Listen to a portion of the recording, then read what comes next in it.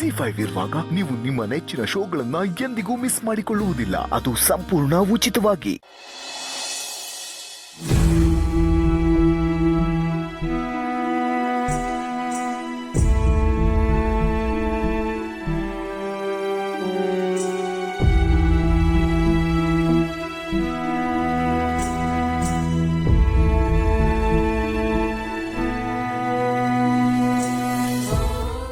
ಏನಚ್ಚು ಇದಲ್ಲ, ನೀನು ಮತ್ತೆ ಅವನನ್ನು ಇಷ್ಟಪಡ್ತೀಯ ಅಂತ ಅನ್ಕೊಂಡಿರ್ಲಿಲ್ಲ. ಇದೆಲ್ಲ ದೀಪ ಅವರಿಂದಾನೆ. ಮತ್ತೆ ನಿನ್ನ ತಲೆ ಕೆಡಿಸಿ ಅವನನ್ನು ಮೀಟ್ ಮಾಡಿಸಿ ಯಾರಿಗೂ ಹೇಳ್ದೆ ಮನೆಗೆ ಕರೆಸಿದ್ದಾರೆ. ಅಲ್ಲ ಅಚ್ಚ, ನಿಂಗೆ ಅವನನ್ನು ಬಿಟ್ಟರೆ ಬೇರೆ ಯಾರೂ ಸಿಗ್ಲಿಲ್ವಾ? ಒಬ್ಬನ ಪ್ರೀತಿಸಿ ಅವನಿಂದ ದೂರ ಆಗಿ ಅವನನ್ನ ಮರೆತು ಏನೂ ಆಗೇ ಇಲ್ಲ ಅನ್ಕೊಂಡು ಇನ್ನೊಬ್ಬ ಕಟ್ಟೋ ತಾಳಿಗೆ ಕೊರಳು ಕೊಡೋದಕ್ಕೆ ನಾನು ತಯಾರಿಲ್ಲ ಚಿರು. ನಾನು ಸತ್ರು ಬದುಕಿದ್ರು ರಾಹುಲ್ ಜೊತೆನೆ. ಒಂದ್ಸಲ ಅವಮಾನ ಆಗಿದ್ರು ದೀಪ ಕರೆದ್ಲು ಅಂತ ಅವಳ ಮಾತಿಗೆ ಬೆಲೆ ಕೊಟ್ಟು ಮತ್ತೆ ಬಂದ. ಆದ್ರೆ ಮತ್ತೆ ಅದೇ ತರ ಅವಮಾನ ಆಯ್ತು. ಮತ್ತೆ ಇನ್ಯಾವತ್ತೂ ನನಗೆ ಸಿಗಲ್ಲ. ಹೀಗೆ ಹೇಳ್ತೀನಿ ಅಂತ ಬೇಜಾರು ಮಾಡ್ಕೋಬೇಡ. ನಡೆದದನ್ನೆಲ್ಲ ಒಂದು ಕೆಟ್ಟ ಘಟನೆ ಅಂತ ಮರ್ತು ಬಿಡಚ್ಚು. ಬೇರೆ ಯಾವುದೇ ಹುಡುಗನ ಮದುವೆ ಆಗ್ತೀನಿ ಅಂತ ನನಗೆ ತೋರಿಸಿ ಹೇಳು. ಅವ್ನ ಕೈ ಕಾಲು ಹಿಡ್ದಾದ್ರೂ ನಿನ್ನ ಜೊತೆ ಮದುವೆ ಮಾಡಿಸ್ತೀನಿ. ಯಾರೋ ಗೊತ್ತು ಗುರಿ ಇಲ್ಲದೆ ಇರೋರು ಕೈ ಕಾಲು ಹಿಡಿದು ಮದುವೆ ಮಾಡಿಸ್ತೀನಿ ಅಂತಿರೋನು, ನನ್ನನ್ನ ಮದುವೆ ಆಗ್ತೀನಿ ಅಂತ ಬಂದಿರೋ ರಾಹುಲ್ ಮೇಲೆ ಕೈ ಎತ್ತದಾಗ ಕೈ ಹಿಡಿದು ತಡೆದು ಅವನ ಜೊತೆ ನನ್ನ ಮದುವೆ ಮಾಡಿಸಿದ್ರೆ ನಾನೇ ನಿನ್ನ ಕೈ ಮುಗಿತಿದ್ದೆ. ಅಚ್ಚು, ಅವನೊಬ್ಬನ ವಿಷಯದಲ್ಲಿ ನಾನೇನೂ ಮಾಡೋಕ್ಕಾಗಲ್ಲ. ಪ್ಲೀಸ್ ಅರ್ಥ ಮಾಡ್ಕೋ. ಹೆಸರು ಹೇಳಿದ್ರೆ ಕೆಟ್ಟ ಕೋಪ ಬರುತ್ತೆ ನನಗೆ. ನಿನ್ನಕ್ಕ ಚೆನ್ನಾಗಿರ್ಬೇಕು ಅನ್ನೋ ಆಸೆ ನಿನಗಿದ್ರೆ ಈ ಮನೆಯಿಂದ ಅವಮಾನ ಮಾಡಿಸ್ಕೊಂಡು ಹೋಗಿರೋ ರಾಹುಲ್ನ ಮತ್ತೆ ಇದೇ ಮನೆಗೆ ಕರ್ಸು. ಎಲ್ರೂ ಮುಂದೆ ಎಲ್ರೂ ಒಪ್ಸಿ ಅವನ ಜೊತೆ ನನ್ನನ್ನು ಮದುವೆ ಮಾಡಿಸು. ನಿನ್ನ ಕೈಲಿ ಇದಾಗತ್ತಾ?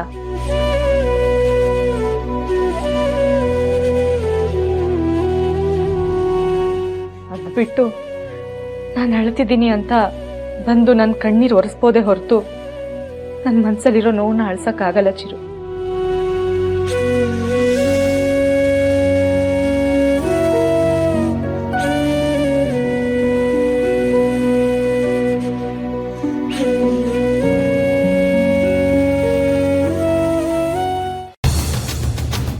ಎಲ್ರೂ ಇವಳನ್ನ ಈ ಮನೆ ಸೊಸೆ ಅಂತ ಎತ್ತಿ ಮೆರೆಸಿದ್ವಿ.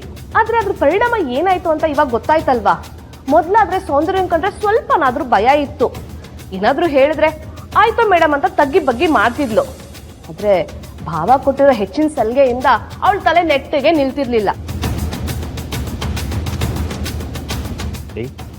ಇದಕ್ಕೆಲ್ಲ ಅಣ್ಣನೇ ಕಾರಣ ಅಂತ ಹೇಳ್ತಾ ಇದ್ಯಾ? ಅಯ್ಯೋ, ನಾನೇನ್ರಿ ಹಾಗೆ ಹೇಳ್ದೆ. ಭಾವ ಅಷ್ಟೊಂದು ಸಲಿಗೆ ಕೊಡಬಾರ್ದಾಗಿತ್ತು ಅಂತ ಹೇಳ್ದೆ.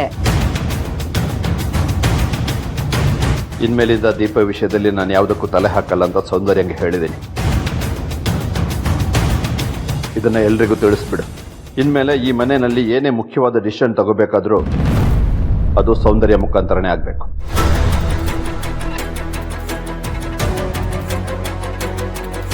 ದೀಪ ಮಾಡಿರೋ ತಪ್ಪಿಂದ ನಮ್ಗಷ್ಟೇ ಅಲ್ಲ, ದೀಪ ಮನೆವರೆಗೂ ಬೇಜಾರಾಗಿದೆ.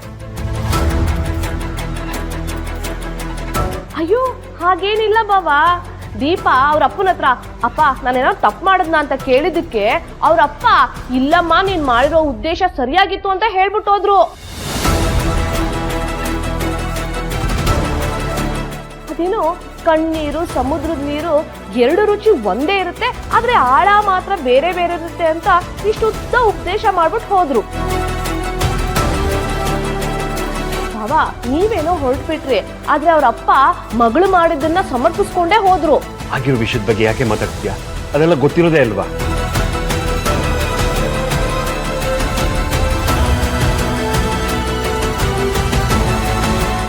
ಮಾವ, ಅಡುಗೆ ಆಗಿದೆ, ಎಲ್ಲರೂ ಬಂದರೆ ಊಟ ಬಡಿಸ್ತೀನಿ.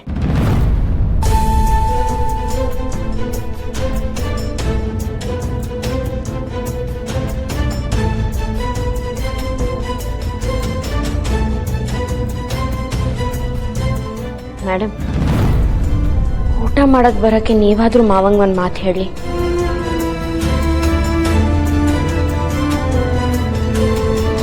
ಆಹಾ, ಮಾಡೋದೆಲ್ಲ ಮಾಡಿ ಮನೆ ಮುಂದೆ ಬೃಂದಾವನ ಅನ್ನೋ ತರ ಏನೂ ತಪ್ಪೇ ಮಾಡಿಲ್ಲ ಅನ್ನೋ ಹಾಗೆ ಎಲ್ರಿಗೂ ಊಟಕ್ಕೆ ಬನ್ನಿ ಅಂತೀಯಲ್ಲ, ಎಲ್ರು ಊಟನು ನೀನೇ ತಿನ್ಕೋ. ಏಯ್, ಯಾಕೆ ಬೈತಿದ್ದೆ ಅವಳನ್ನ? ಇವಳು ಮಾಡಿರೋ ಗನಂದಾರಿ ಕೆಲ್ಸಕ್ಕೆ ತಪ್ಕೊಂಡು ಮುದ್ದಾಡ್ಬೇಕಾ? ಬರ್ಲಿ ಸುಮ್ನೆ. ಅಲ್ಲ ಕಣೆ, ಬನ್ರಿ.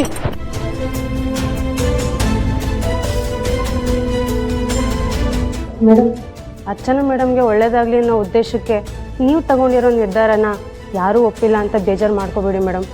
ಮನುಷ್ಯ ಎಷ್ಟೇ ಒಳ್ಳೇದು ಮಾಡಿದ್ರು ಅವನಿಂದ ಒಂದು ಸಣ್ಣ ತಪ್ಪಾದರೆ ಎಲ್ಲರೂ ಅದನ್ನೇ ದೊಡ್ಡದಾಗಿ ತೋರಿಸ್ತಾರೋ ಹೊರತು ಅವನಿಂದ ಮಾಡಿದ ಒಳ್ಳೇದನ್ನ ಬೇಗ ಮರ್ತೋಗ್ತಾರೆ. ಇವತ್ತು ನಿಮ್ಮ ವಿಷಯದಲ್ಲೂ ಅದೇ ಆಗಿರೋದು. ಎಲ್ಲರೂ ನಿಮ್ಮ ಮೇಲೆ ಕೋಪ ಮಾಡ್ಕೊಂಡಿದ್ದಾರೋ ಹೊರತು ನಿಮ್ಮ ಉದ್ದೇಶನ ಯಾರೂ ಅರ್ಥ ಮಾಡ್ಕೊಂಡಿಲ್ಲ. ಏನು ಮಾಡೋದು ಅಕ್ಕ, ಸಮಯ ಸಂದರ್ಭ ಕೆಡ್ದಾಗಿದ್ದಾಗ ನಾವು ಏನು ಒಳ್ಳೇದು ಮಾಡಕ್ಕೆ ಹೋದ್ರೂ ಅದು ಈಡೇರಲ್ಲ. ಹೋಗ್ಲಿ ಬಿಡಿ ಮೇಡಮ್, ಇವತ್ತೆಲ್ಲ ನಾಳೆ ನೀವು ಇದನ್ನೆಲ್ಲ ಯಾಕೆ ಮಾಡಿದ್ರಿ ಅಂತ ಎಲ್ರಿಗೂ ಗೊತ್ತಾಗತ್ತೆ. ನನ್ನ ಬಗ್ಗೆ ಯಾರು ಏನು ಅನ್ಕೋತಿದ್ದಾರೆ ಅಂತ ನಾನು ತಲೆ ಕೆಡಿಸ್ಕೊತಿಲ್ಲ ಅಕ್ಕ. ಆದರೆ ಪಾಪ ಅರ್ಚನಾ ಅಕ್ಕ ಮತ್ತು ರಾಹುಲ್ ಅಣ್ಣನ ಜೀವನ ಹೀಗಾಗೋಯ್ತಲ್ವಾ, ಅದೇ ನಂಗೆ ಬೇಜಾರಾಗ್ತಿದೆ. ಅವರಿಬ್ರನ್ನ ಒಂದು ಮಾಡಬೇಕು ಅಂತ ಪಟ್ಟಿದ ಕಷ್ಟ ಎಲ್ಲ ಇವತ್ತು ನೀರಲ್ಲಿ ಹೋಮ ಮಾಡ್ದಂಗೆ ಆಯಿತು. ದೂರ ಆದವ್ರನ್ನ ಹತ್ರ ಆಗೋ ಥರ ಮಾಡಿದವಳು ಅವ್ರ ಮದುವೆ ವಿಷಯದಲ್ಲಿ ಅವ್ರಿಗೆ ತೀರ್ಮಾನ ತಗೊಳಕ್ ಬಿಡ್ಬೇಕಾಗಿತ್ತು. ಅರ್ಚನಾಕ್ಕ ಊಟ ಮಾಡಿದ್ರ? ಅವರು ರೂಮ್ ಒಳಗೆ ಹೋದವರು ಆಚೆನೆ ಬಂದಿಲ್ಲ ಮೇಡಮ್.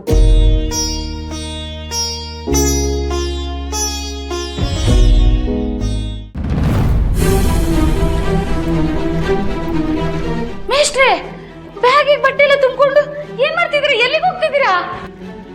ನಾನು ಮನೆ ಬಿಟ್ಟು ಹೋಗ್ತಾ ಇದ್ದೀನಿ. ಮನೆ ಬಿಟ್ಟು ಹೋಗ್ತಿದ್ದೀರಾ? ಅಲ್ಲ ಮೇಷ್ಟ್ರೆ, ಮನೆ ಬಿಟ್ಟು ಅಯ್ಯೋ ಅಣ್ಣ, ಅತ್ಗೆ ಅತ್ಗೆ ಅತ್ಗೆ, ಅಯ್ಯೋ ಬೇಗ ಬನ್ನಿ ಇಲ್ಲಿ. ಯಾಕೆ, ಏನಾಯ್ತು? ಮೇಷ್ಟ್ರು ರೂಮು, ಬ್ಯಾಗು, ಬಟ್ಟೆ. ಅಯ್ಯೋ ಅಂಬುಜ, ಸಮಾಧಾನ ಮಾಡಿಕೊಂಡು ಅರ್ಥ ಆಗೋ ಹಾಗೆ ಹೇಳೆ. ಮೇಷ್ಟ್ರು ಮನೆ ಬಿಟ್ಟು ಹೋಗ್ತಿದಾರಂತೆ.